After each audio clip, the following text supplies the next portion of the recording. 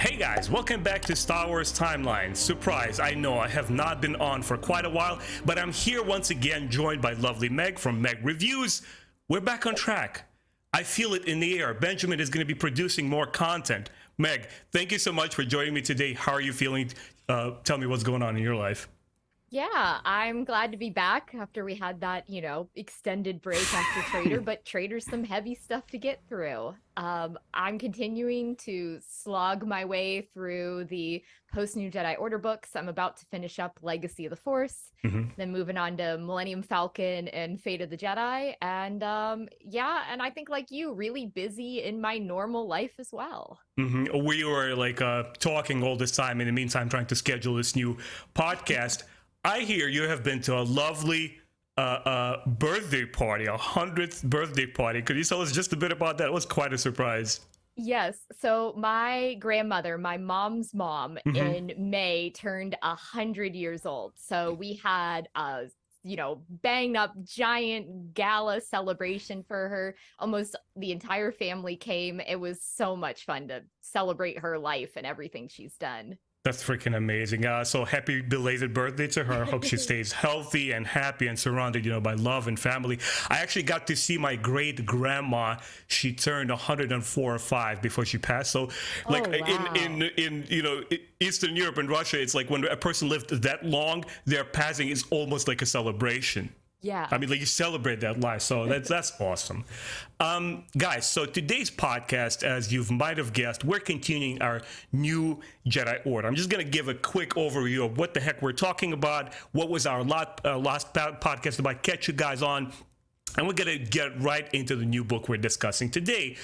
Please don't forget to subscribe to my channel. Check out Meg's channel. I'll drop all the relevant links down below. You have been also a part of Matt Wilkins' podcast. You've been producing a bunch of interesting content on there. So guys, I really advise you. Once again, I feel like a broken record, but I can't stress how awesome your book reviews are. And I think generally the YouTube's response to all of us, nerdy, small little YouTube channels, we've been responding to your content. We're like, oh my God, Meg is really, really awesome. If you're interested in Legends books, canon books, she is the source, man. You go straight down to that review. I'll drop in the video section below so you can check it out.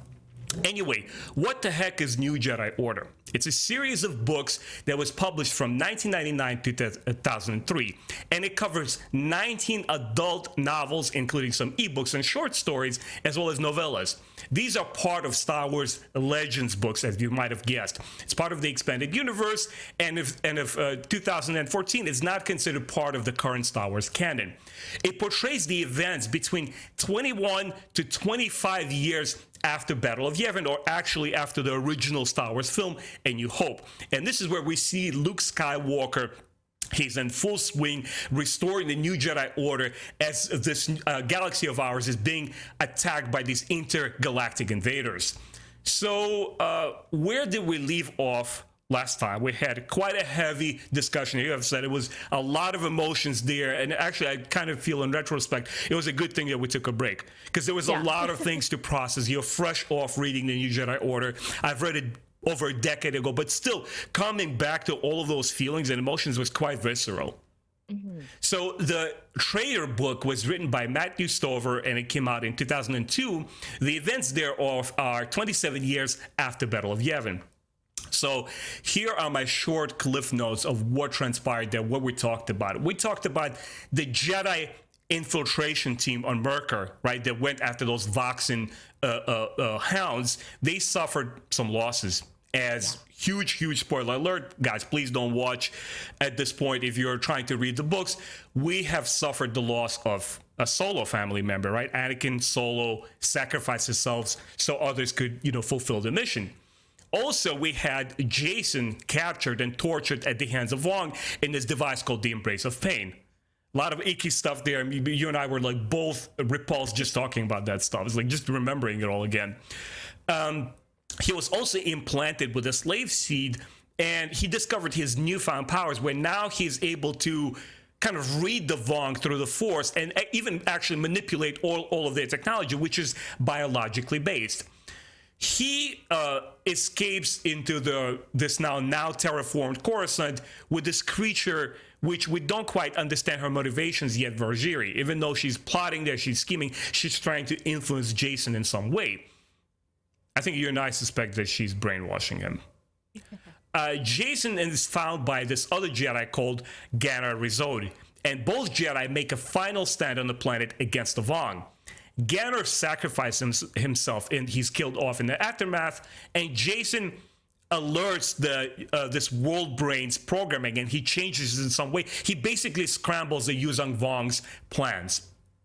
So Vergiri, at the end of our discussion, Vergiri and Jason outsmart their spy Nomanor, and they actually grab his ship and they escape to the New Republic forces. So this is where we left off. Now on to our current discussion. Today, we're discussing Book 14, Destiny's Way, and it was written by Walter John Williams, released in October of 2002. This takes place 28 years after Battle of Yavin, and strangely enough, as far as my knowledge goes, this author wrote this only one novel for Star Wars. I think he was also responsible for one novella, but that's as far as his touch goes as far as Star Wars is concerned, and I think it will be quite an interesting discussion. So first, let me jump off, start kicking off, telling you guys about this story, what happens here. There's a lot to cover, and hopefully I'll have like these intermissions and breaks where Meg will kick in and help me just remember all of the current events, and we'll discuss. I really want to pick your brain about certain story elements here because I feel very strongly about this particular book. Ooh. Very strong. I know not everybody agrees, guys. Throughout the Star Wars Expanded Universe, you would never find one unanimous feelings or thoughts on something. We were always divided, believe it or not. Some fans were crazy about the KOTOR games when they came out. Other fans were like, what the heck is this? Like, people found it strange and odd, believe it or not. Anyway, let's start with the story here. So Han and Leia, they travel to the Imperial planet Bastion in hopes to negotiate with Grand Admiral Gilad Palayan and bring the Imperial remnants back into the fight against the Yuzong Vong invaders. En route to the planet, the Millennium Falcon is being attacked, and the attack is being thwarted, obviously, by our amazing pilot, Han Solo, but also this Chiss pilot, Jagged Felk, who's actually a human working for the Chiss Ascendancy. He comes in and he helps to fight off the attackers, and they defeat all the remaining Coral Skippers. At the time, Leia senses her son's Jason's presence in the Force. And there's a note of hopeful moment there, and we hope that she understands that he's not gone. In the meantime, Jaina Solo leads her own strike force at Obra Sky against a Supreme Overlord Shimra's world ship. The battle comes to a full stalemate. They don't know how to proceed, what to do. We don't know what's going to happen next. But fortunately, the Hapen Battle Dragon fleet swings into action, led by no other than Queen Mother Tenelka Jo. Victory, of course, is ensured, but it's bittersweet, because we learned that the ship actually belonged to another commander, not the actual target that we're looking for. He's the second in command to War Master Tsawang La. During the battle, again, Jaina Solo senses her brother too. It's like, something, I feel him, I feel his presence. So the novel opens up with some key characters, and I wanted to talk about their emotional states. First of all, how is Solo family dealing with Anakin's death and Jason missing in action? Yeah, I think that, the poor Solo family has been through the ringer in this series, from Chewie dying to Anakin dying and Leia just collapsing. And I think they finally pushed through that, come to terms with their grief over the loss of, Chewie, who was a part of their family, and now their youngest son. And so I think Leia sensing Jason again, even if Han's like not 100% sure if like what she's sensing is right, because he doesn't have the Force, it's like this very hopeful feeling of like, oh, finally things are going to go right here. Mm-hmm. I loved how it took 19 books to tell this story and all these characters in their transformation. It just feels so epic in scope, and honestly I don't quite know of any other intellectual property that was translated into books that had the scope. Obviously, there's other stuff like Warhammer 40K and other ones that exist out there, but I'm talking in regards to what I personally have experienced. It just felt so epic because they constantly go back and refer to other scenes from other books, and it's so seamless. It's like one chapters of one huge grand story. And I really enjoyed the fact that they don't just throw all their eggs in one basket and tell you everything about these characters in a single novel. You kind of it kind of gestates, and it takes time to develop, and you kind of have to go back to what you read before and make the connections yourself. It treats you with intelligence. It reveals information bit by bit, and you're like, oh my god, oh yeah, but I remember this happened. And I mean, we're still grieving over Chewie over there. We're still not over Anakin, and that was Jason. And like, there's this one hopeful note. Maybe, because you always kind of like root for the characters when the reader knows something that the characters in the story don't. It's quite a feeling. It's like, oh, come on, let's get to that part where they, where they make that discovery. Let's talk about the difference between what the books actually tell us, right, to their script, through their prose, versus what is outside of the context, outside of what is actually told to the reader. For example, Han's feelings that you mentioned before. And I wanted to say, like, do you make that distinction versus what authors consciously, like, deliberately tell us versus to what is out there, and you kind of internalize and make the story part of your own? Yeah, I mean, I feel like, especially with Han, there's so much of like our awareness of him is from the movies and from Harrison Ford's portrayal of him that, he's a skeptic, that even now, after like decades with, a wife and a brother-in-law and kids who are strong in the Force, he's still a little bit dubious at times about it. And so I think, there's that sense you have of the character that the authors don't even have to spell things out because you know them so well that like you get this sense of them, even if it doesn't come across on the page that way.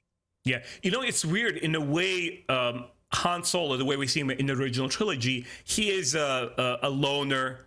He is an introvert. He doesn't reveal his feelings openly, right? It is like, I love you, Han.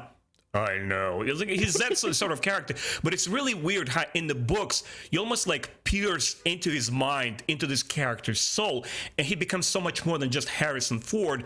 Even during his quieter moments, you feel like his fatherly pain. Right, when he loses his friend, when he loses Anakin, like even things don't need to be spelled out, regurgitated to you, like letter by letter. You're like, oh man, like you kind of like sit next to him, experiencing this character behind his shoulder. Right, I had that feeling.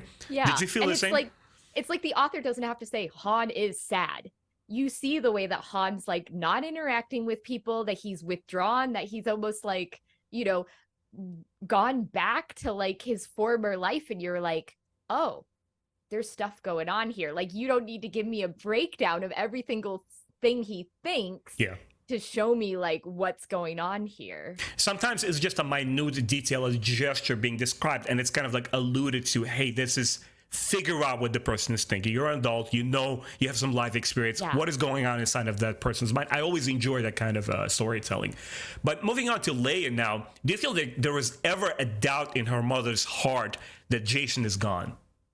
I don't think so, because I feel like from the moment that he vanished and Jaina's like, he's gone, I can't feel him. And Leia's like, no, I would know if he was dead. He's still here. And like she said it multiple times in Dark Journey and in the, Enemy Lines book. So I was like, I think of all of the Solo Skywalker family, the only one that has held out hope has been Leia. So I think for her, sensing that he's back is like almost justification of everything she's felt as a mother. Like, I was right all along.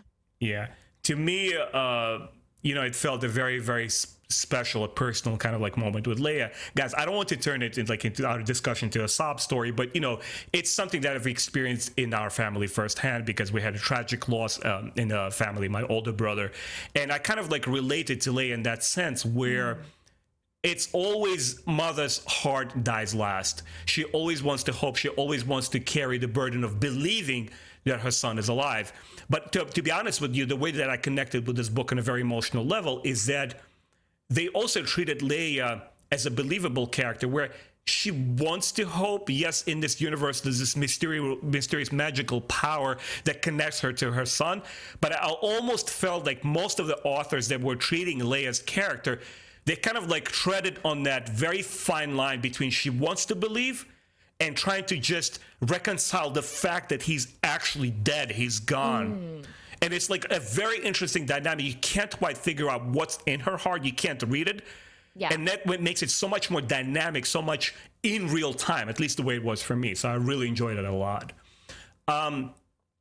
In the sequel trilogy, right, the Disney canon, this power was kind of like visually introduced, where we have the Force Skyping, right? The way that Kylo Ren and Rey interact with one another, which I enjoyed a great deal. I really loved that aspect of it because, you know, it's not a material thing. It's not something you touch with, oh, the Force. Okay, this is the, I dial those Force buttons and I, you know, contact that person if they're this long from me. It's like, no, it's magic. No matter where you are, what you do. And I wanted to get your sense of how it was used here. Obviously, they're not speaking to each other directly, although we're going to get to the later part of the novel. There can be some Skyping and messaging going on there. But as far as Leia, Jaina reading their sons and brothers' existence, how did you feel that was treated in the novel?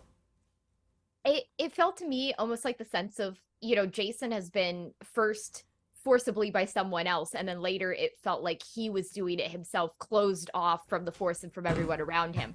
So it felt to me like he was just opening himself back up to them, and so it felt very natural. Like, of course, if he was open to the Force again, then his mom and his sister would sense him, and, you know, it wouldn't be as elaborate as like they're having a full-on Skype conversation, but just like knowing you're there, knowing you're coming home, and like knowing you're okay.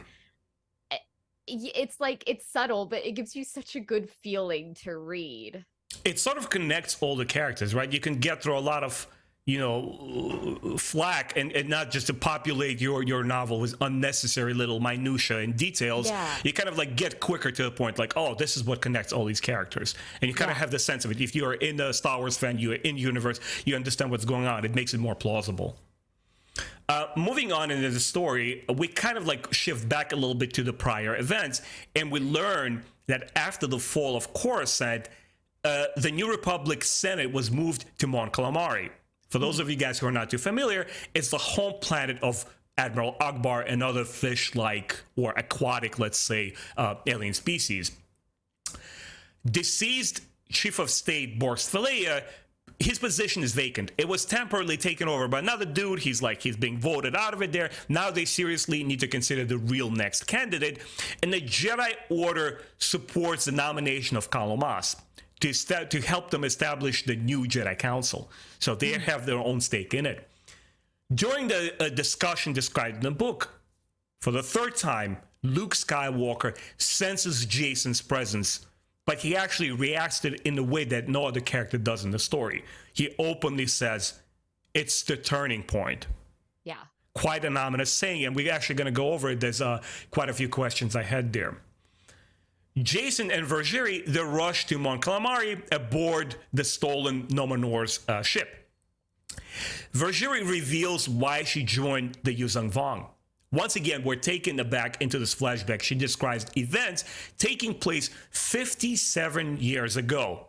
Guys, this is even before Clone Wars. This is when young Anakin Skywalker is, I believe by this time, he's already a Padawan. Yeah.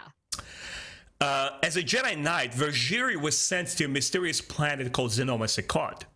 And there she was to investigate these far outsiders who turned out to be Vong scouts, infiltrators, the first comers to this galaxy. And they're kind of exploring to figure out, is this our new place that we're going to invade? And there's a large-scale battle that ensues between them. Vergeri was frustrated that she couldn't sense them in the Force, and she hides her powers from them. Like, oh my God, if they figure out I'm a Jedi, they'll probably, just crack me. She leaves a planet. Instead of reporting to the Jedi Council and just fleeing back home and delivering the news, she decides to travel with these invaders to their own home galaxy. But she leaves a message on the planet. But she doesn't know that Sonoma Sekot has repulsor lifts, which actually shift this planet. They take it off orbit and take it to the farther reaches of this existing galaxy. In the novel Rogue Planet, the book actually shows that Anakin and Obi-Wan Kenobi adventure and they travel to this planet, and they're the ones who discover that kind of information. There's a lot of politics going on in Jedi Order series, and in this book in particular. Let's talk about the new Jedi Order's involvement in the New Republic affairs and their dealings versus the old Jedi, the legacy Jedi, and the Galactic Senate during the Clone Wars. Has the Jedi agenda changed that much? I mean, I feel like maybe a little, but it still seems like the authors are very inspired by what we are seeing in the prequel movies. So in the Clone Wars, we have, the Jedi serve the Republic. So when the Clone Wars break out, they're all generals and commanders leading the clone forces. And that actually it sort of ends up being their undoing, that like they're so closely connected to the clone troopers that like Palpatine's able to pull off his coup in Order 66 and just, everything goes downhill from there. So I personally find it a little frustrating at times how like intertwined the new Jedi Order and the New Republic government are, because I mean, on the one hand, I can see they're funding everything. They found them Yavin 4. They're basically like, the financial support behind the Jedi Order. But it's like Luke is constantly walking a fine line between, well, we have to help the Republic, and times of being like, no, we should be our own separate entity. And this was one book where I felt like at times Luke and some of his colleagues were maybe going a step too far in getting involved with the politics at times. I do think that like Borsk Failure and his the guy that succeeded him and all that lot, they're garbage. They're absolute garbage. You don't want them to be chief of state. But I'm not sure what Luke and Lando and co carry out in this book is something I entirely agree with. Yeah, it's weird, but I kind of like halfway agree. I wasn't too keen on politics in the prequel movies. Because I felt they were very heavy-handed, and just not the fact that they were in the films, but how they were treated. I felt that the way that this new Jedi Order is participating more in the political life of the new alliance, it felt a lot more grounded. Because like, hey, we're stuck in this situation, and all of branches of our society kind of need to collaborate and work together. Whether you're an Imperial remnant, whether you are part of a new alliance in the government. I mean, Leia is heavily in the politics. She's one of the Skywalkers that leads that front. I would say that's her main torch. That's her main burden as far as the Legends books are concerned. Even though she does become a Jedi, she becomes full swing. She kind of like handles that aspect of it while Luke manages the Jedi. It made total sense where they were like, hey, we need to collaborate and work together. Where in the prequels, it was a very hard sell how the Jedi, with their very rich 20,000 year history and knowledge in dealing with the Sith and dealing with different situations, stopping wars all over the galaxy, we're just blindsided by this one old fart that does backflips off the walls and he jumps like Pokemon. He's like, dude, come on. Are you serious? I know, guys, please don't hate me. It's just my take on it. I'm not trying to crap on the prequels. It was a hard sell for me. Here, it's, Luke is trying to figure out his steps. It actually was quite... It took me aback a little bit, like a Jedi. I was like, oh, you dudes are quite the politicians. You're trying to position this guy out there because you need to figure out how he's going to serve you now. Because although as disinclined Luke is to introduce politics into the Jedi Order, he understands his new realities. Right? We talked about how in the beginning of the new Jedi Order, he doesn't know how to act. He's very reserved. He almost feels like timid. He's not responding to events quick enough. Now he's handling business. And not just like with the lightsaber, like, oh, let's go defeat the Yuzhan. He's being a strategist now. Yeah. He read a couple of Sun Tzu notes there, like went into Cross Galaxy, read our book there, and he's like, I need to strategize here. I need to figure out what to do next, and politics is going to be part of the Jedi Order. Were you rooting for Kalo Mas for the new Chief of State at this point in the story? Because we don't know quite what the factor he is. Yeah.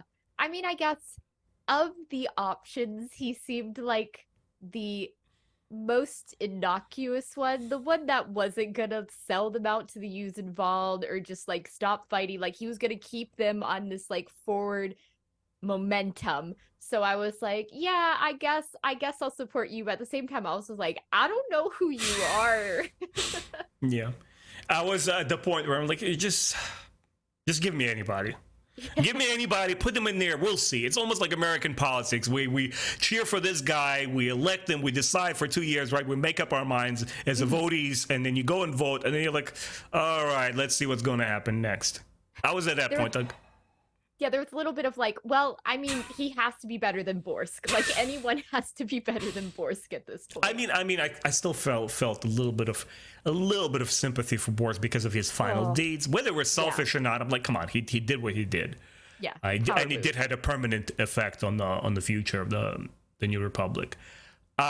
Luke's premonition that I mentioned earlier, this is the turning point.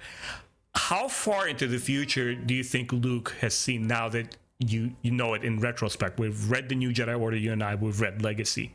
What is Luke talking about here? I mean, on the surface, I definitely thought, this is the turning point of the war, that if Star by Star is the darkest point, like this is the point where we're going to keep going. We're going to keep pushing forward. And like Jason basically returning from the dead, like what a symbol of that. But I think too, it does, like, you're right, this sort of feeds into the post New Jedi Order stuff.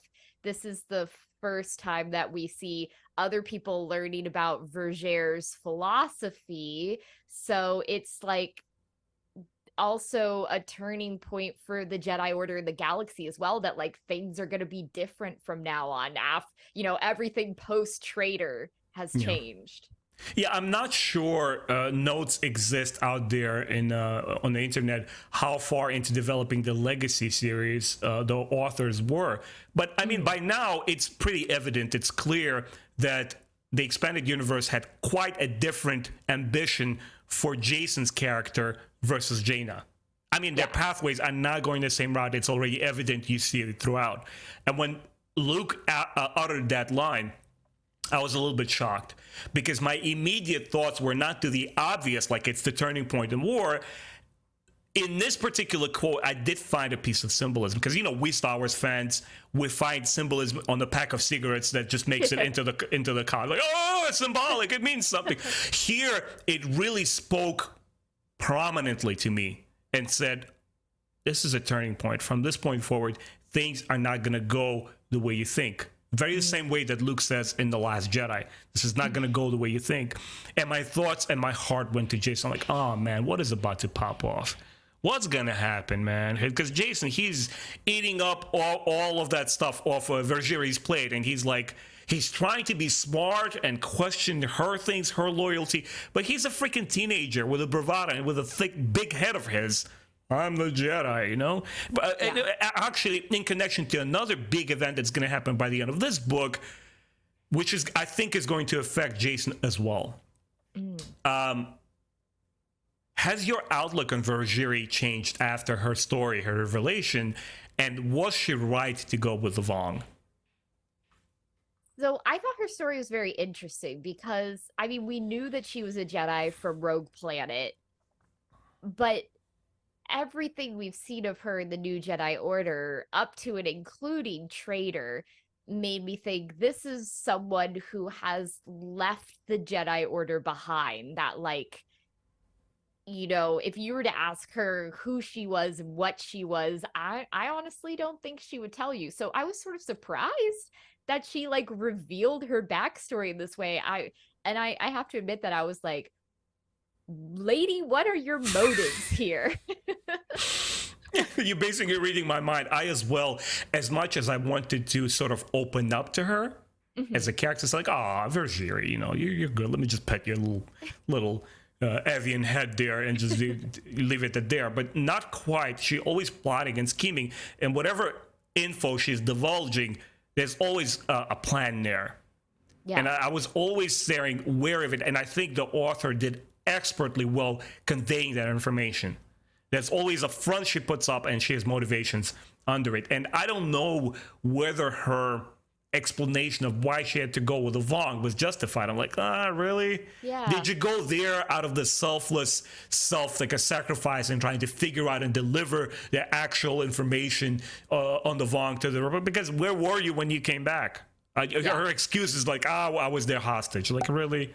Honestly, if you wanted to escape, you would have probably escaped. You were powerful enough, and previous novels state that. She's a very powerful Force user. I don't know. Hard to trust. So basically, Meg and I, we don't buy her story. She's a suspect. Often fans talk about the expanded universe as this one interconnected story. How essential do you feel the Rogue Planet book is as far as the new Jedi Order events are concerned? I'm not sure. When I did my reread, I read it like at the beginning, around before we met Vergere in, I think, Hero's Trial. I read it. But I do think that a lot of the information you get in Rogue Planet is conveyed through other books in the new Jedi Order. So it's interesting to see, Zonama Seacoat before we ever see it in the series, to if we don't see Vergere, but we hear about Vergere, and to see that dynamic between Anakin and Obi-Wan.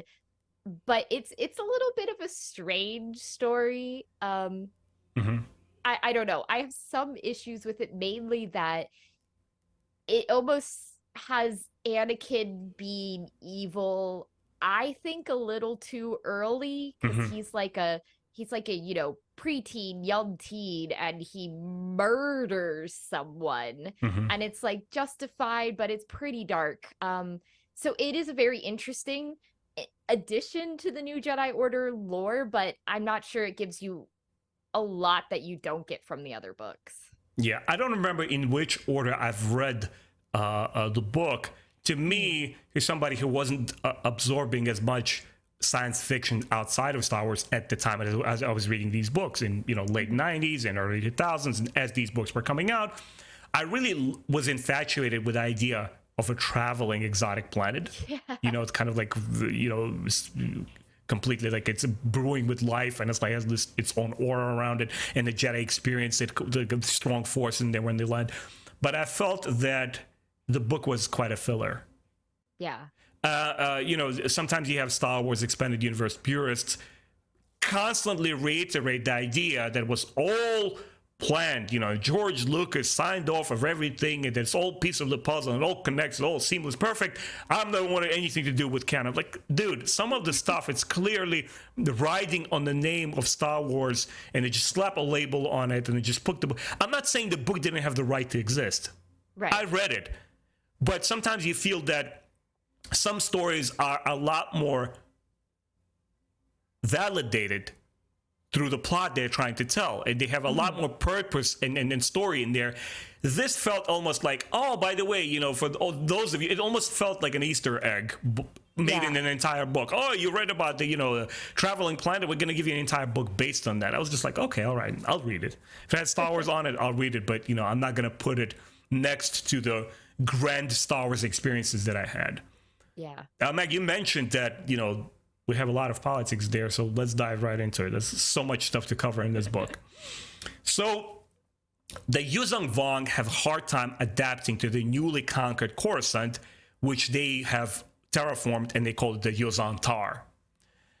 Bolthans spies, Bolthans infiltrators, they declare Arkrai, a total state of war, until they annihilate every single Vong and drive them off from this galaxy. And when Bolthans make a promise like this, you kind of like, you pause for a second, like, holy crap. These are the guys who stole their plans for the second Death Star. Nomanor keeps tabs on the New Republic's elections, and he sends 2 of his agents to assassinate this candidate, Kalamas. But they're thwarted by Mara Jade. She prevents the attack using the help of these anti-Vong YVH battle droids that Lando Calrissian helpfully supplies. Lando and Talon Karrde prepare for this. They pull some strings. They use their Smugglers Run Alliance resources to blackmail most of the Senate to prevent them from voting for their candidate. And they say, instead, you're going to vote for Kalamas unless you don't want us to reveal all of your black market dealings and all of your corruption, all of the stuff going underneath the table. So there's a lot of stuff happening there. Yes. Kalamas makes peace between the politicians and the military. He brings them all together, and he actually prevents a potential mutiny. So his first order of business, like American elect presidents, their first 100 days there, Kalamas passes with flying colors. He actually does something very purposeful immediately. Mm-hmm. The new Jedi Council is reestablished, including the Jedi, members of the Senate, and military. Not what we used to before during the prequel trilogy. An aged Admiral Akbar actually comes out of retirement, and he has this new grand plan to wipe off the galaxy off the Yuzhang Vong off the galaxy. So we're dealing with the new Republic government in this entirely new reality, unprecedented, I would say. Right? This galaxy has never been on this full galaxy scale war before. Mm-mm. Can you make a case for the Smugglers Alliance? Did Lando Calrissian and Talon Carter have the moral high ground to blackmail the rest of the Senate? I mean, this is very hard for me to accept because, yeah, I could fall behind Cal Omos is the best option. You guys want to support him. But when they start resorting to blackmail and be like, you vote for him or we'll release all this, I'm like, guys, I'm not sure I can condone this. And the fact that Luke knows they're doing this and it's like, well, I'm not doing it. And I'm like, but Luke, you know they're doing it. Yeah. It was a little hard for me to swallow that. I mean, I wanted him to be elected and he obviously was the right man at that time. But oh boy, ooh. Hard sell for you? Yeah, very hard sell for me. I felt glorious. I was basking in it because by the first 3 books of the New Jedi Order, the New Alliance doesn't work. We've known before, even during the Thrawn's attack, right, the Thrawn trilogy, that it's basically corrupt. There's a lot of politics going. It's slowly sinking into this pit. But now they're fully corrupt. I don't know what the heck they're doing. And we're kind of making Coruscant great again, draining that galactic swamp. That is what's transpiring here. And I had no freaking sympathy for them or patience. I was like, oh, my boy Talon Carter, who I always loved him. I always loved his strong hand tactics. And that Lando Calrissian, he's kind of like the softer guy. They're almost like good cop, bad cop kind of thing, right? They're very dynamic duo. I'm like, yeah, I see what's going on there. Yeah, let's do it. Let's drain that swamp. And with Luke, once again, it shows the maturation, and it shows you that the Jedi are not these saints.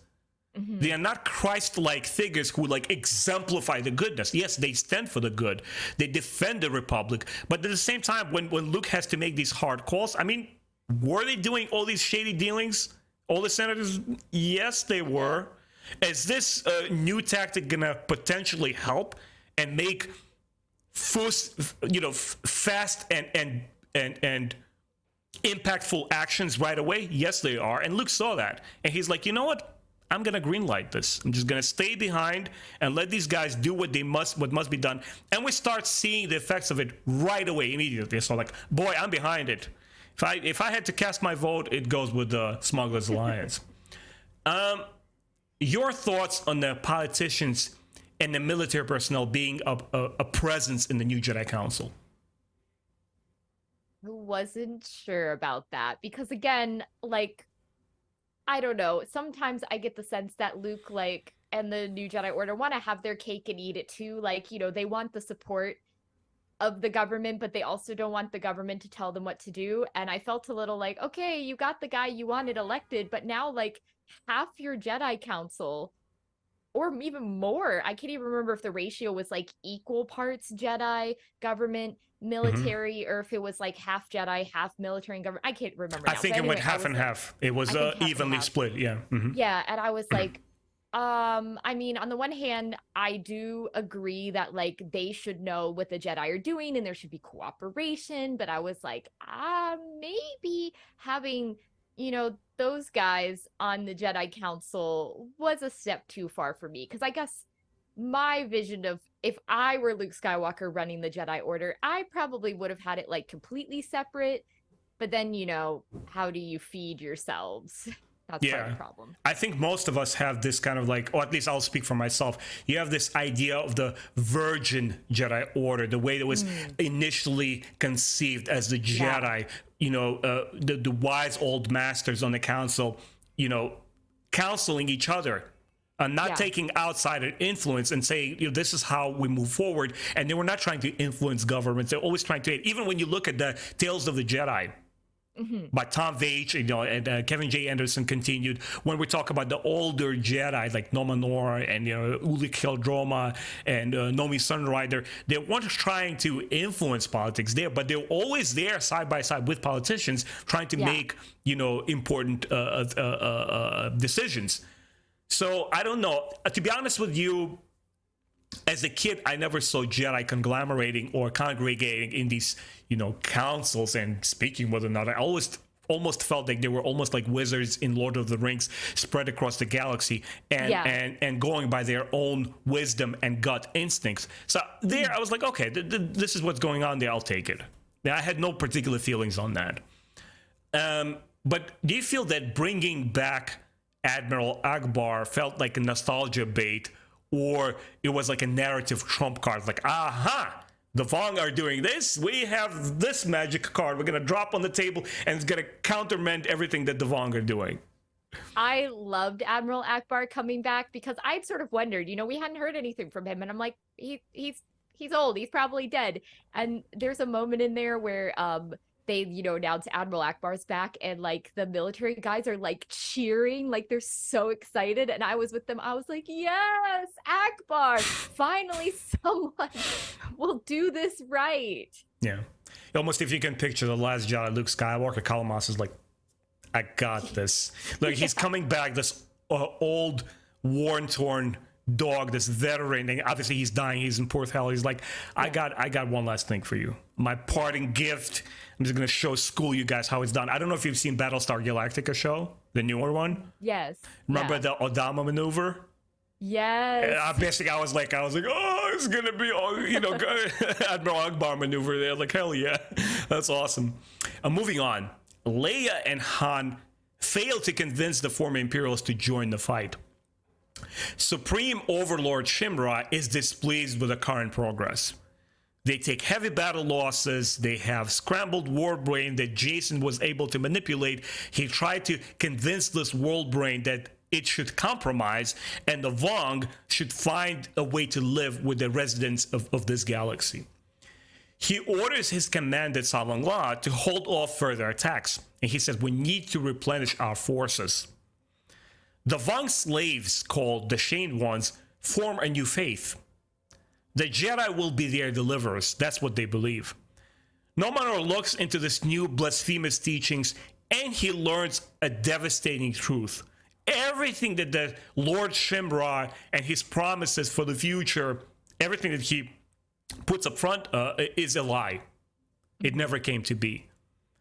So at this point in the story, did you feel that the first seeds of the Vong defeat are at hand? Yeah, I did, because I think seeing that, religion rebellion forming among the Shamed Ones, which goes all the way back to what Anakin and Tahiri did on Yavin 4 books and books ago. It was sort of like, yes. And then too, like, the Yuuzhan haven't been afraid to, basically kamikaze themselves to achieve the goals they want. And seeing that, like, they're not just like an endless machine, that they're reaching their breaking point, that like their troops are dying and they don't have the troops to replace it. I was like, this is what's going to be their downfall, is just, numbers. And it's a numbers game in the end. And they're now at the point where they're just losing too many. Yeah, the truth starts unraveling.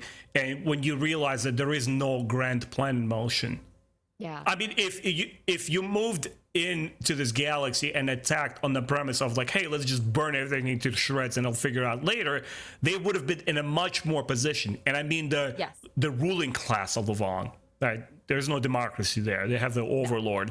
But at least if they guided them by that principle, they would have been cooler with it. Like, okay, all right, what's next? And maybe dissent could have been staved off a little bit. Obviously, his generals, obviously the shamed ones, they could have like tried to destabilize his rulership, but at least they would be saying, okay, he was upfront with us. Whatever he promised, we invaded, what he delivered, we have Yuzantar here. How do we want? Maybe they would have dislocated him or displaced him or even like punished him, but others would come to power and say, okay, this is how we move on next. They would still be united in their goal. Yeah. But it's really curious and interesting how you find through Nomanor, the plotter or schemer, that he finds this plan, he finds this scheme, and there is no future for them. There, I was really like, I don't know if sympathize is the right word. I was feeling for him. I was like, shit. Yeah. Because from their point of view, from their perspective, they're doing what's good for their people. And you find out everything that you put your faith in has been a lie. It just smacks you right back in your face. Like, oh, man. Yeah. Felt bad. What did you feel of the Shamed Ones and their newfound religion? Was it like a desperate measure, or was it something that the Yusang Vaughn culture was always vulnerable to? Because the way they were conducting their lifestyle, their culture was... what's the word I'm looking for? Unsustainable. Yeah. I felt like it was, the sense I got was it was just a matter of time until this happened. Because if every time, someone, because they're so focused on like self-mutilation, but the shamed ones are the ones where something goes wrong or that's not able to go right. So there are people who started in like this higher class who then fall to the very bottom. And it's like they're using Vaughn, but they're treated like scum. And it just felt to me like, especially with tensions boiling and, just this big, long, years, decades long campaign, that like something like this, the Shamed Ones rebellion, was just waiting to boil over. And that, the Jedi heresy of, that Anakin accidentally started was just sort of the spark that set it going, but it was there under the surface all the time. It's almost like French or Russian Revolution. There's a school of thought, a historical line of thinking that yes, you need the upper ruling class, and this is the legacy of the rich Russian Empire, all the cultural treasures that they brought to the world. But other school of thought is, well, if you keep your working class so malnutrition and starved and desperate, what's gonna happen? If the majority of your population are suffering and they can't fulfill their basic living necessities, they're gonna take the pitchforks and they're gonna go stake. And that's what happens exactly here. You feel now there's a point of no return. It's not just Luke stating it's not gonna be the same for us anymore. It's also for Yuzong Vaughn. You feel it's like it's a wrap for them. It's like you could hear the funeral hymn in the background playing for the Yuzong Vaughn, and you're just there sitting comfortably, like as a Star Wars reader. It's like, oh boy, let's see it. Let's see the whole web start unraveling. Background noise. Sorry guys. I hope it's not too terrible, Meg. Oh no. All right, we're moving on with Jaina Solo. Sorry, I kind of like go in between pronunciation. Jaina trains her new rookies, while Akbar decides to use the abandoned Imperial fortress in deep core called the Tarkin's Fang as bait.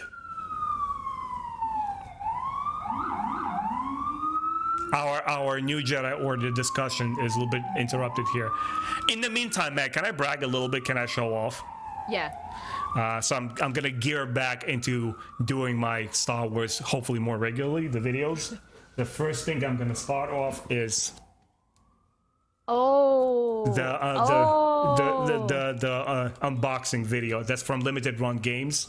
Yeah. They released like the limited edition on Switch. I got part 1 and part 2. Finally, part 1 arrived. I was like, I was a baby. Ooh. This is the part of a Star Wars fandom that turns you into a kid. But surprisingly so. How did you feel about this game? Did you play it when it first came out? I didn't play it when it first came out. I played it a little later, and then I did get it on Switch and I started playing it, but I never got very far. I guess I like how your choices shape like the narrative. But I remember the first time I played it, I was like, oh, I'm picking every single evil choice. And then when I started playing on the Switch, I was like, I want to try to be a good person. And I could see how like everything, like even just the little stuff at the beginning, like that girl that's like, dance with me so I can get this audition. And if you like ruin her dance, she runs away crying. And I'm like, I'm such a terrible person. Yeah, that's why I like a dancer girl, right? Yeah. You know, surprisingly, I know we're getting just a bit off the topic. When the game first came out, I wasn't thrilled with it.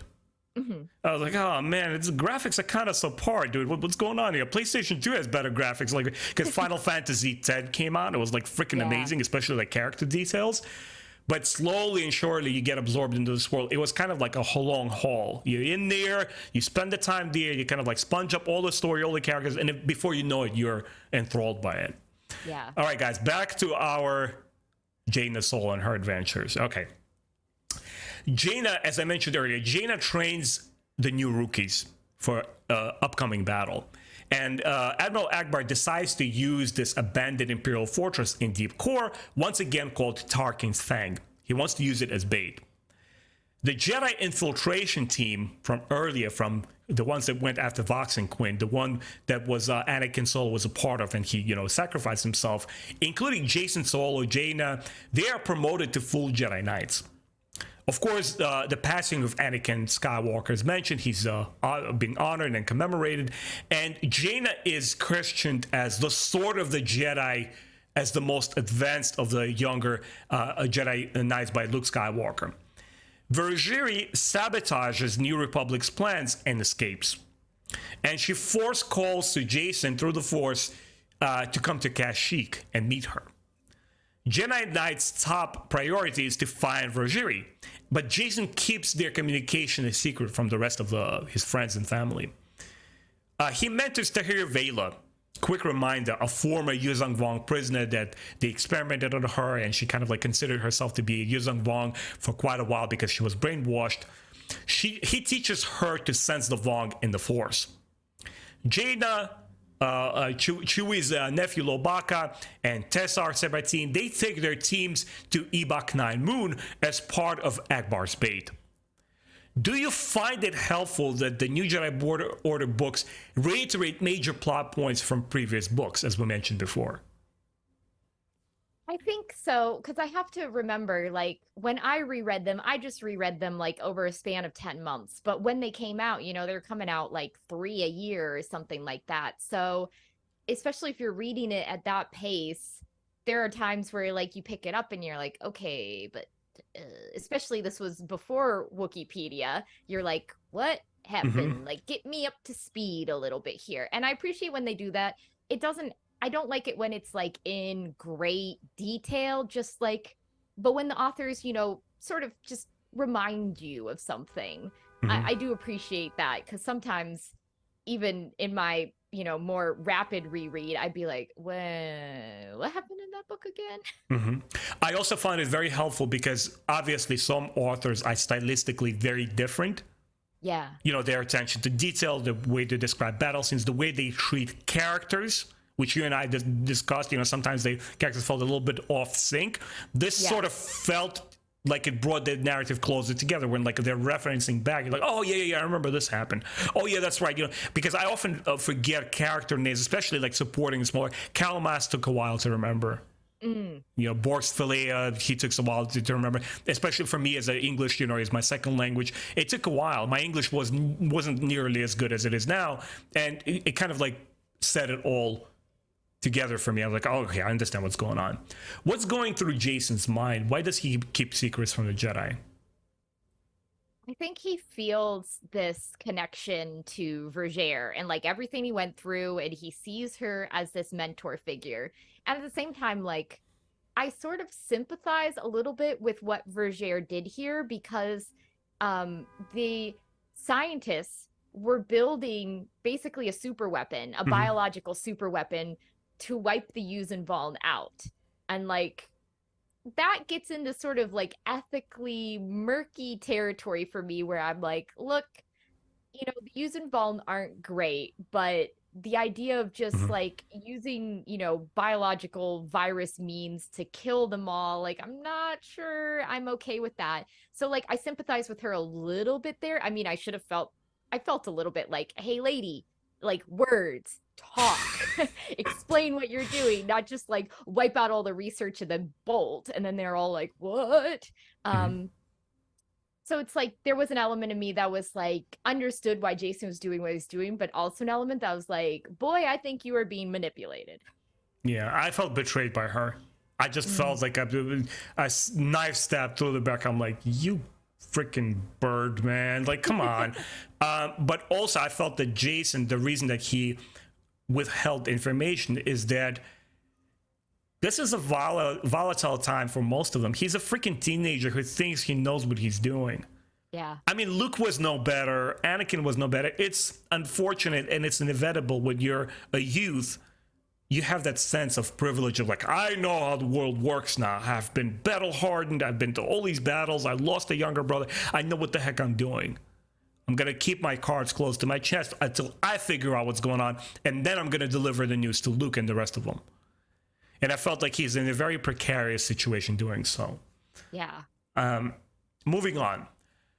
The spy, Nomanor, he digs deeper into the Vong conspiracy, and he finds out that the Vong life shaping doesn't exist. There's no such thing as the eighth cortex, which kind of like gives the information or divine right rulership and further plans as we go along. So his leader is full of shit, basically. And everything that was promised for them in this new galaxy is a lie. Southern Law's forces arrive to Ebok 9 Moon. Major battle erupts against the Jaina's team, aided by the Smugglers Alliance. Han and Leia are there. The Yuuzhan Vong fleet is forced to retreat. The Vong still pursue Jaina Solo, who escapes to the moon, and Jason comes to her in his X-Wing. Now they're vastly outnumbered. It's the Jedi versus 10,000 strong of the Yuuzhan Vong soldiers. In a very surprise move, Vergeri goes after Jason, and she crashes her A-Wing into the moon's air supply, killing most of the Yuuzhan Vong, including herself. Yeah. So maybe not a biological weapon, but she still makes that move. Tsavang Law is the sole survivor. He's been rescued by his Yuuzhan Vong technology. He's able to breathe in vacuum thanks to his suit. But he's killed in the duel by the Sword of the Jedi, Jaina Solo. Yay! Yay! Yeah. Days after culminating the battle, the New Republic reforms into the new Galactic Federation of Free Alliances. At the end of the book, Nomanor is labeled a traitor. He has his Batman Dark Knight little sequence there. Remember, Batman is running away. This is what the city needs. Kind of like Nomanor is fleeing. And Shimra places a death mark on him. Shimra and his enemy creature, one of the shamed ones who we discover who this guy really is, they realize that they have a long road ahead of them if they want to win this war.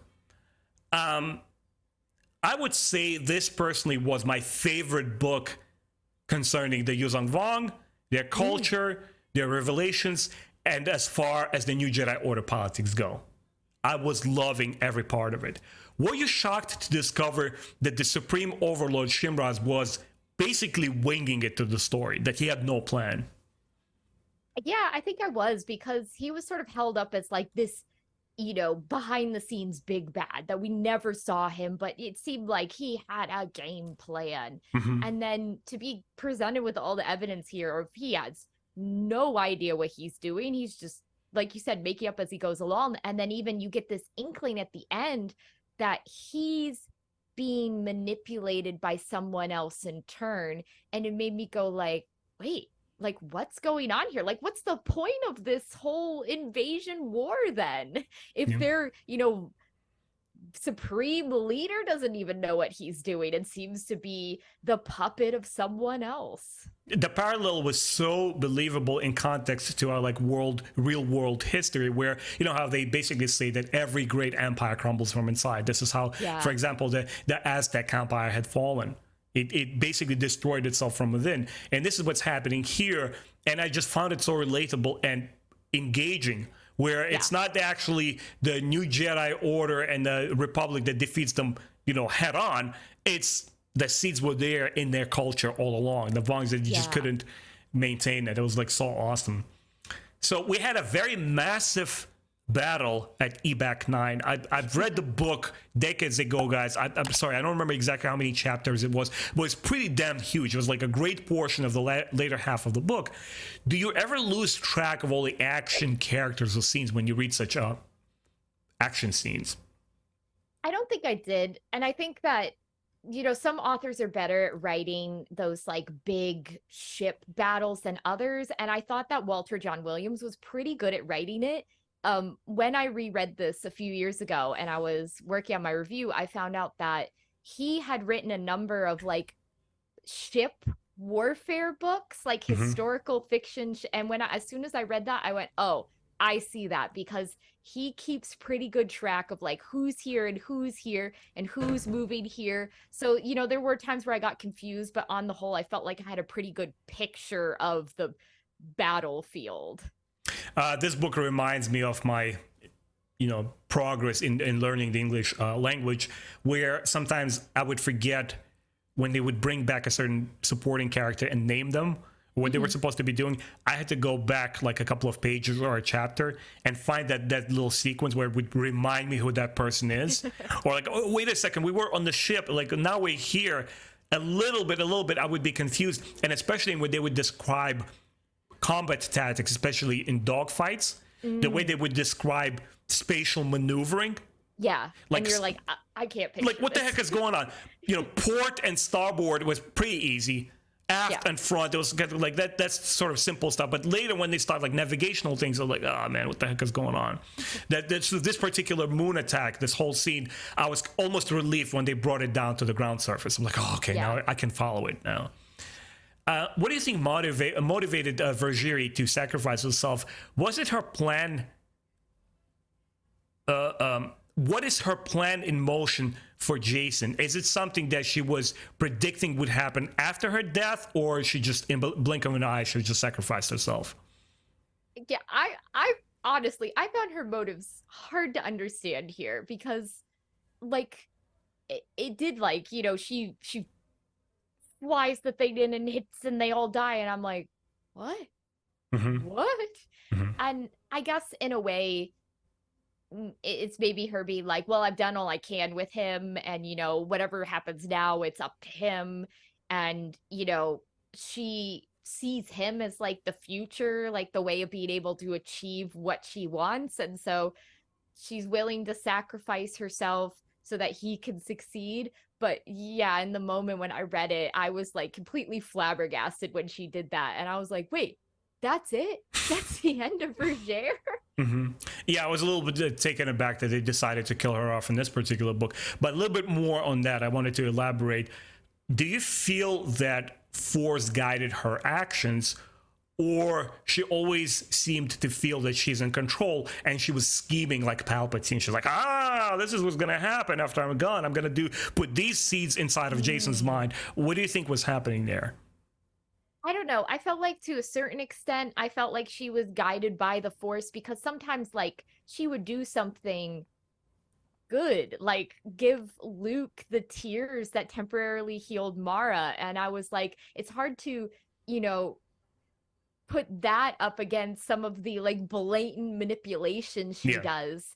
So I guess I could see some of her actions as being guided by the Force, that she's following the will of the Force, but some of it seems to be like wholly Vergere and Vergere's plan and what she thinks is best. I don't know if I see her as like a Palpatine figure, because she's so mysterious in the end that like her motives are just, even when she explains it to you, sometimes they're completely opaque.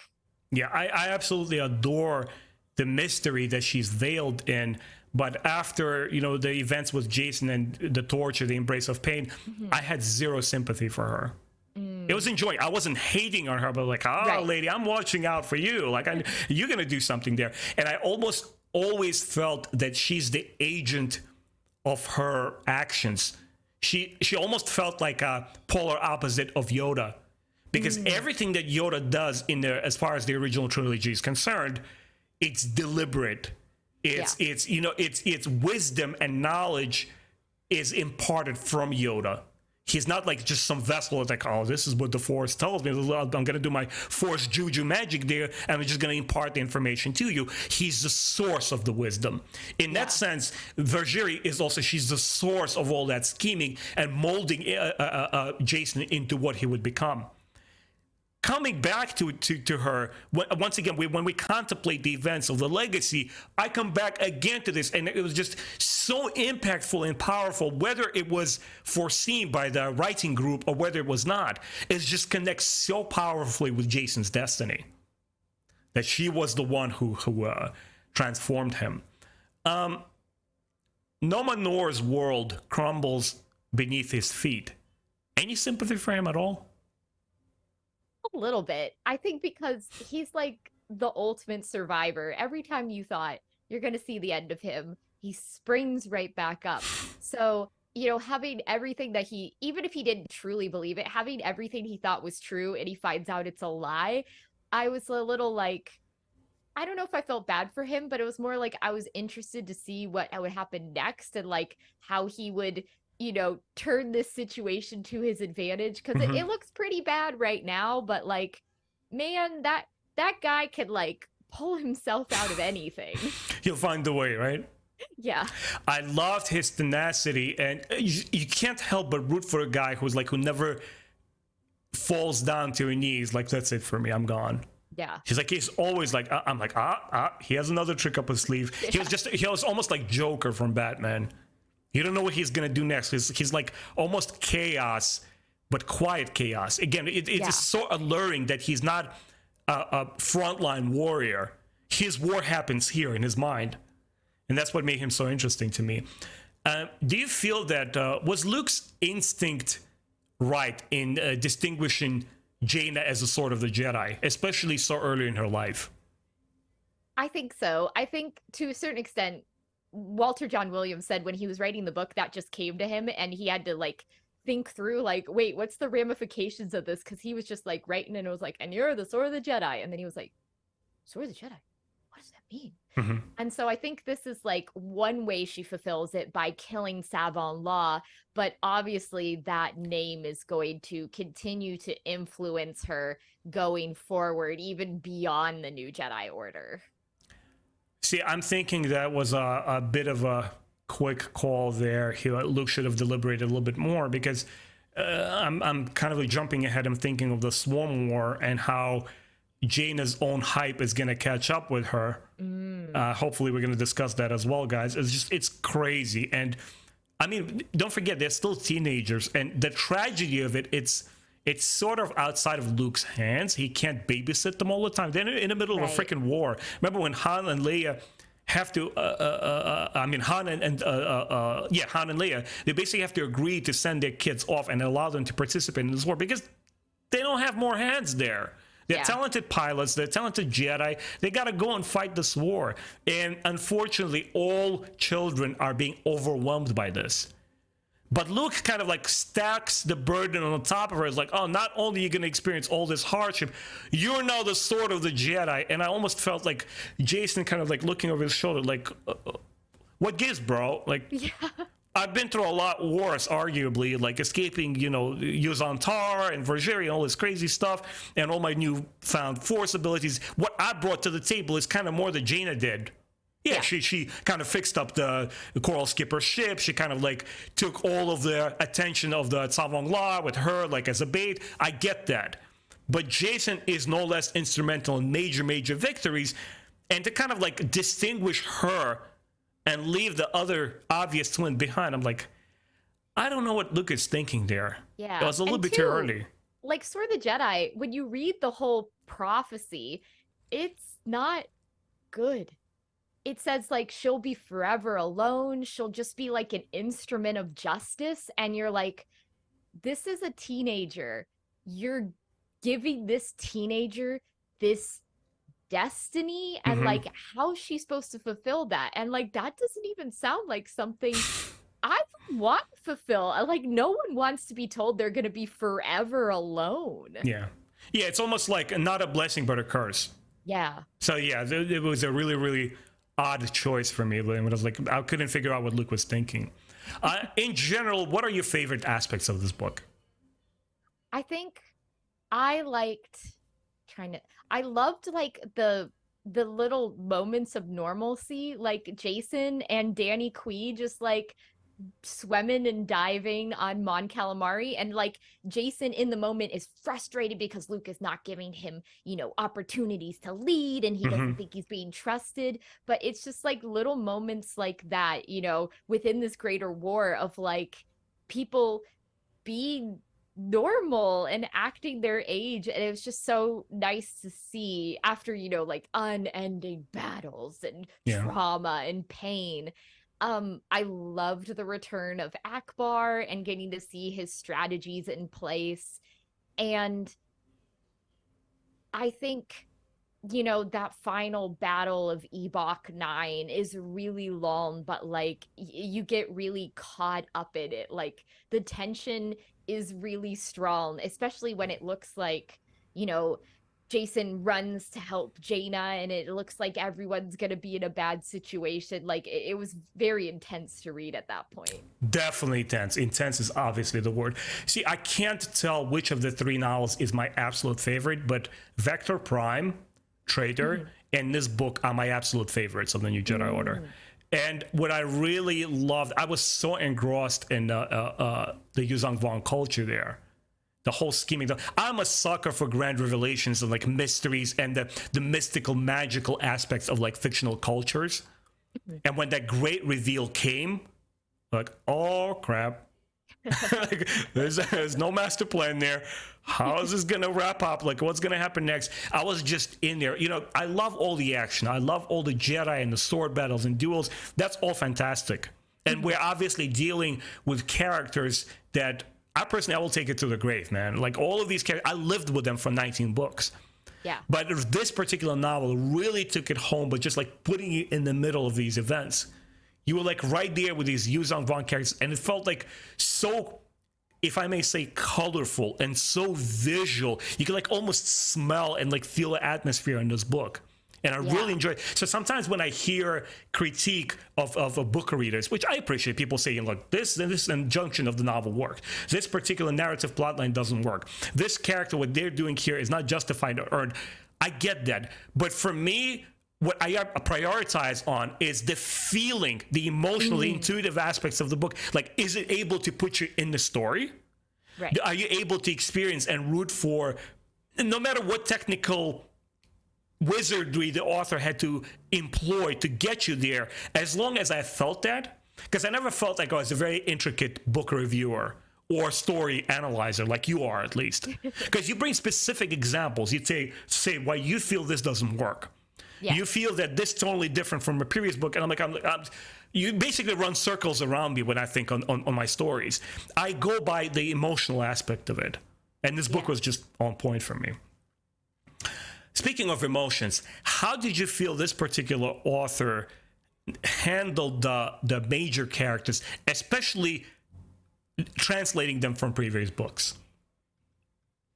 This was one bit where so I know a little bit of the insider information here when I was doing my reviews. And so from what I learned is that Walter John Williams turned in his manuscript early, and an author that came before him turned in his manuscript late. And I believe Ooh. that author was Aaron Alston, because Aaron Alston had a tendency to do that. He would just he I don't know if it was like outside stuff because he had a lot of health problems, but he would turn stuff in late. So there To me, it feels like there's a slight inconsistency between how Jaina is in the enemy lines duology and how she is here. Because in the enemy line duology, she's got all her emotion pulled up inside until she almost loses Jagged Fell.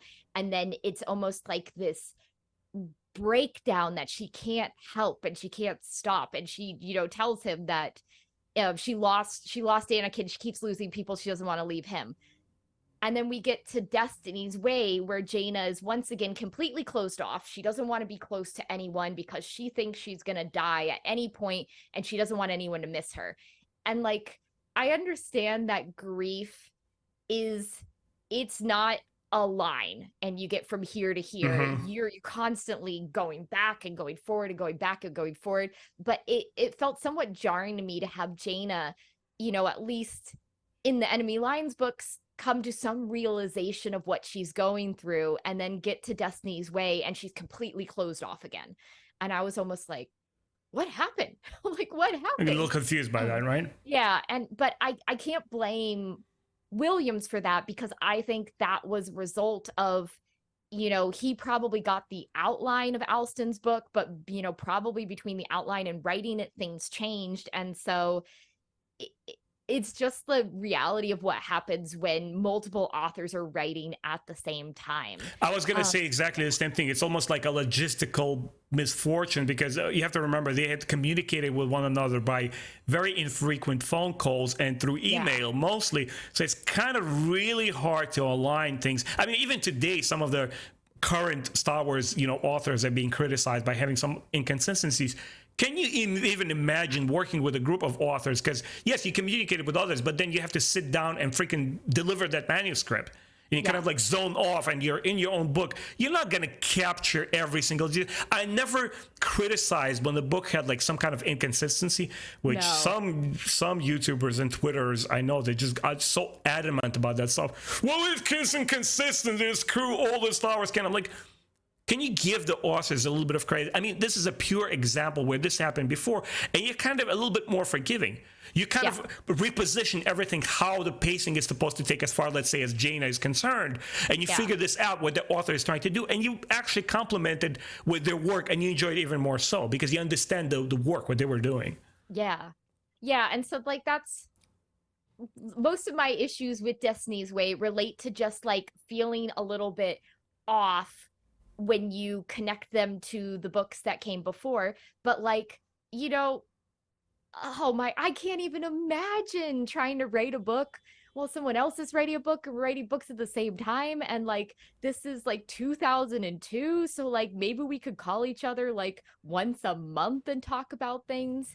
But for the most part, other than Jaina, I feel like a lot of his characters sound right to me. There will be like a few off moments, like when Han reunites with Jason. I forget now what the exact word was, but he used some phrase like, my boy, but it wasn't my boy. And I just went like, huh? Like, I don't see Han saying that, but it was always like just little stuff like that. And I felt like the overall gist of the characters, I felt like he got, and I felt like we're true to them. It was more like some of the little word choices at times. Since I'm a nitpicker, I'd be like, read. Yeah. Have to get back into it. We're going to start wrapping up with the two final questions that I have for you. But guys, don't fret. We're going to continue our new Jedi Order. We're not going to take another month full recess. I'll try to set it up as quickly as possible. Really love talking to you, Meg. Thank you so much. What are your recurring thoughts on this theme in the new Jedi Order of this necessary evil? The good guys resorting to bad tactics just to get things done. For me, it really shows like the reality and the severity of what they're facing, because I mean, it's easy to say like, oh, I wouldn't do that. I wouldn't build a biological weapon.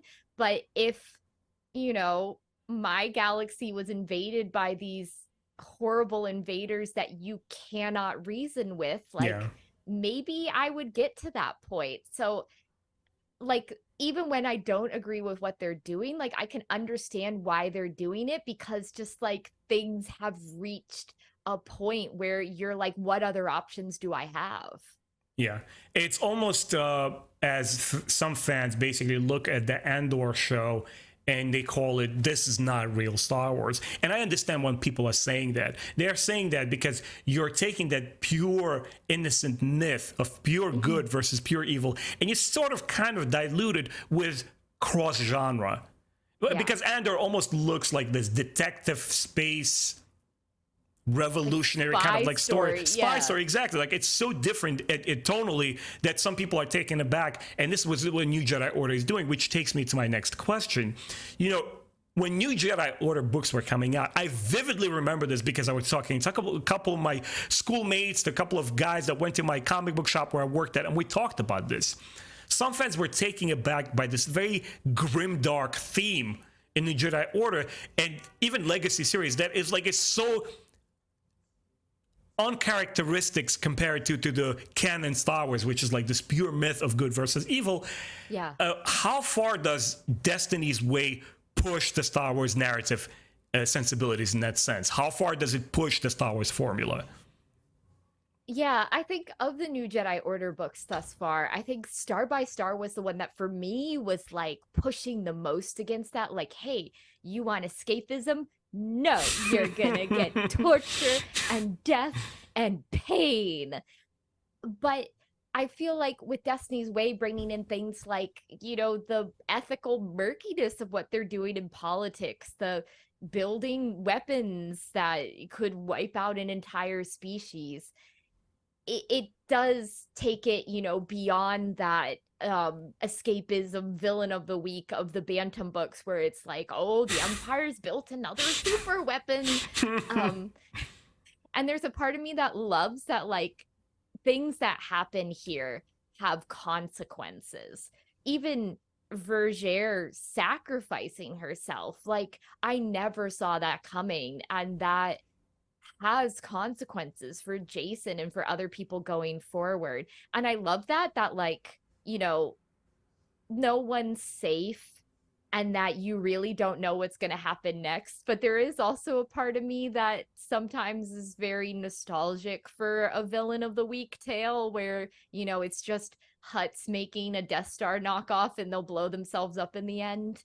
So I guess I could sort of see both sides in a way. You know, I always kind of was open to Star Wars exploring new genres. I absolutely loved Andor. I feel it's a little bit overhyped. It's not a 10 out of 10 show, but it's a very decently made, very good, solid show. And it kept me entertained throughout. And it felt for the first time since Star Wars Episode 6 where Star Wars has narratively matured. Yeah. Right? Okay, it's not this classical myth that we're used to in the films, but perhaps a TV series or novels like New Jedi Order are a good outlet to explore these ideas and to grow these characters. Yeah. Because I personally, I could believe the Luke that I read in a New Jedi Order, how he got there from the original trilogy. You kind of could build a mental bridge and say, okay, this potentially how they would turn out. I mean, obviously, these are all interpretations by different authors. They're playing on the formula, and they're saying, what if indeed we have a series where it's not just swashbuckling, let's get to the good fight, and the good guys are going to prevail and we'll win at the end. What if we throw them into this meat grinder? Yes. And you get to live and experience that for 19 books. You live with them and you kind of like try to figure out what's going on. And I really, really embrace that. I applaud that they were brave enough to do it. And that George Lucas actually greenlit it. He said, go ahead if you're going to do this. Yeah. It almost felt like his job was to step in to explain to them the mechanics, the core concepts of how his universe functions, and steps back. Because in the beginning, when characters weren't dying off enough, and he said like, well, no, I think some other solo kids should perish. He wasn't thinking in regards to like, no, let's keep it one formula, one Star Wars classical myth, the way I want it. And he kind of banged the fist on the table. He was just saying, well, hold on a second, not quite yet. He was like very, very attentively supporting the authors to do what they wanted to do. And it's exactly what the new Jedi Order felt. It felt fresh again. It felt new. Like you mentioned earlier, Bantam era, where it felt like very formulaic, very by the book, very like villain every new week, every new book. But here, it's one united story. And yes, it doesn't feel like anything we've experienced in Star Wars before. And that I felt like are the biggest strength of this book and of this series. Yeah. I love, like, they weren't afraid to do something different. And, like, you go into it hating the use involved, but then as the story progresses, you're like, oh, wait a minute. It's not as black and white. Yeah. Well, Meg, this was a lovely, awesome discussion. You kind of once again brought scenes and particular moments in the book that have been decade-old, dormant in my memory, and like remembering it all is so refreshing and exciting. It makes me more just get back right into Star Wars and produce more content. Guys, as always, please check out Meg Reviews channel, check out her work. Meg, quick reminder where people can find you as far as Matt Wilkins' project is concerned. Yeah, so Matt does a monthly podcast on his channel, which is, I think if you just search Matt Wilkins, called A More Civilized Age, where he has, you know, people with different Star Wars viewpoints and we discuss things. Also, we're working on something for his website, theexpandeduniverse.com, coming out soon. It's going to be Meg versus Matt, where we talk about some things where we have very different opinions of. No spoilers, but can I make a guess, and you could just nod this way, that way? It has to do something with canon versus legends. Not yet. Okay. We're doing more. Right now, it's just legends, but it's sort of like book trilogies or characters where he feels very much one way and I feel very much another way.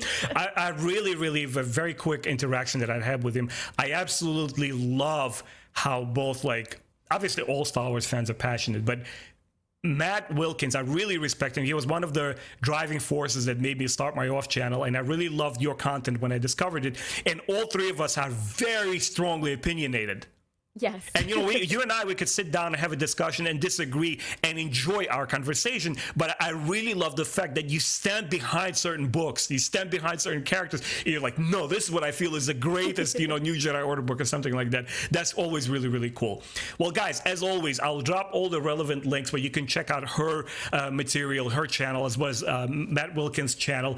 And we're going to continue our next podcast with a non-controversial at all that fans unanimously loved Force Heretic trilogy, which one of my admins on the Star Wars Timeline Facebook group, he had quite some words to say about each and every book, and I'm pretty sure I'm going to have something to say about it, which you guys will be surprised about. As always, thank you so much. We'll check you out later. Take care, guys. See you later, Meg.